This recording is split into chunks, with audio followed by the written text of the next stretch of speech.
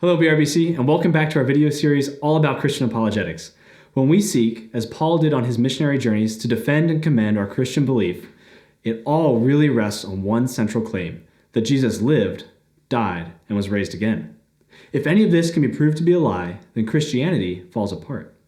As Paul says in 1 Corinthians 15:17, if Christ has not been raised, then our faith is in vain. Fortunately for us, Jesus' life, death, and resurrection is one of the best attested facts of the ancient world. So let's take a look at what we know. We know that there was a Galilean man named Jesus who spent several years teaching a disruptive message before he was killed by crucifixion outside of Jerusalem during the reign of Pontius Pilate. We know that he was buried in a tomb that was subsequently found empty, and that people claim to have seen and interacted with Jesus following his death. Sounds like the gospel, right? But get this. Everything I've just told you is known from non-biblical sources, as well as, of course, being affirmed in the Bible itself. In fact, non-biblical confirmation of Jesus' life and work is found in Jewish writings such as the Talmud and histories written by Josephus, Greek works by Lucian and Mar Serapion, and Roman histories from the likes of Thales, Tacitus, Pliny, and Suetonius. These non-Christian writers paint for us a picture of Jesus' life and ministry that go hand in glove with the accounts reported in Scripture. And we can be very confident, both from these and from the gospel accounts themselves, that Jesus was, in fact, a real person. But could he have actually been raised from the dead? After all, that's the core of this matter. Let's look at three common arguments that people use to try to discredit the resurrection accounts. And I think by the end, you'll agree with me that the best explanation for these events is that Jesus did, in fact, rise from the grave. Starting off, is it possible that Jesus didn't die on the cross? Skeptics of the crucifixion have argued for something called swoon theory, the idea that Jesus was taken off the cross before his death and that he came to later, woke up, left the tomb, and lived out the rest of his days in relative obscurity.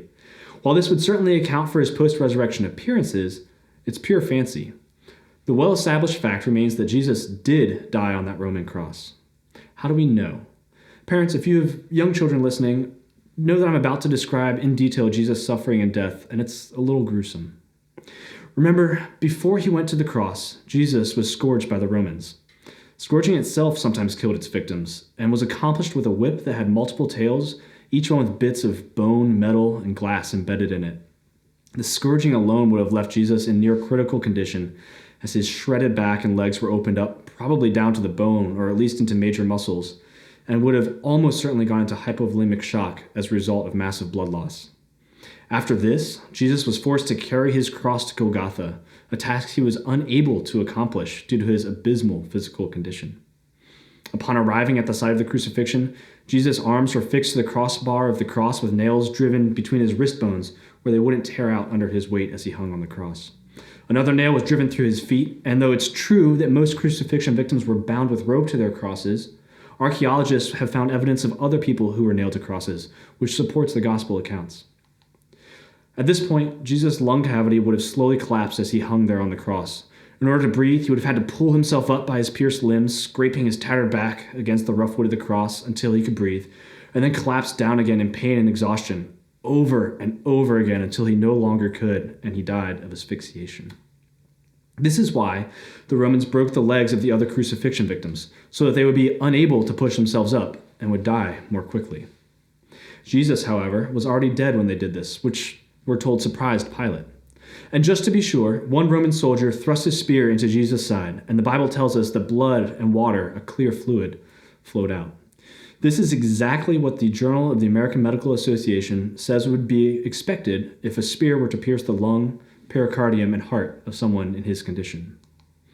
Finally, if Jesus didn't die on the cross, then it makes absolutely no sense that many of his disciples themselves would have gone to their own horrific deaths, proclaiming that he did.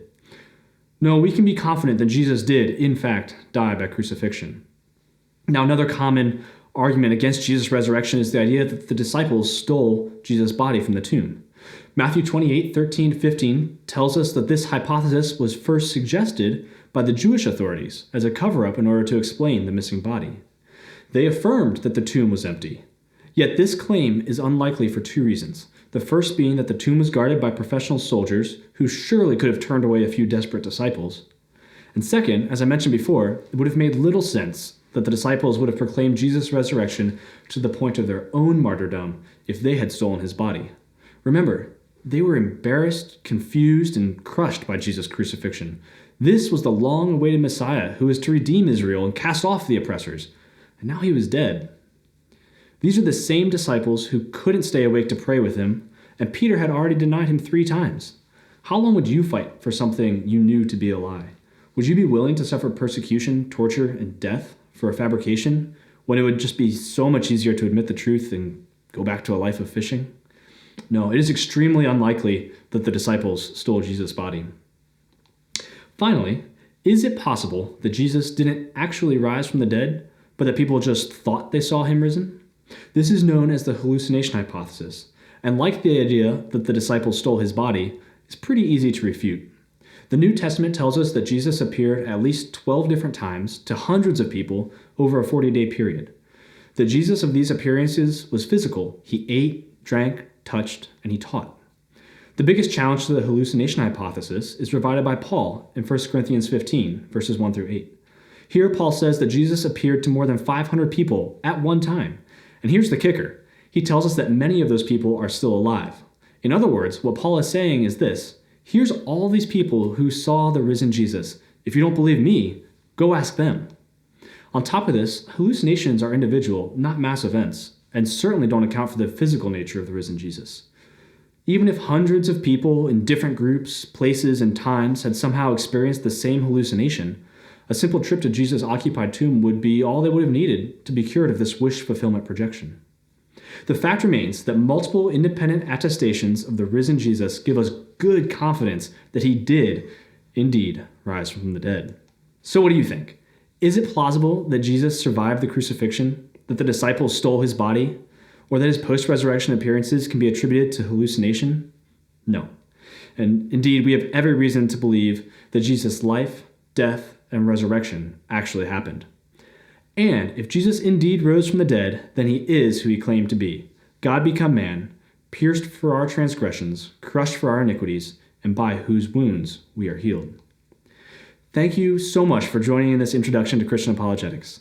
I hope you found these videos to be helpful in giving you confidence in the reasons we have for our faith. I hope you'll continue to learn and share what we believe with others. As we close, I'll leave you with one last quote from C.S. Lewis. He said, "I believe in Christianity as I believe that the sun has risen, not only because I see it, but because by it I see everything else." Go forth, BRBC, and be God's light to the world.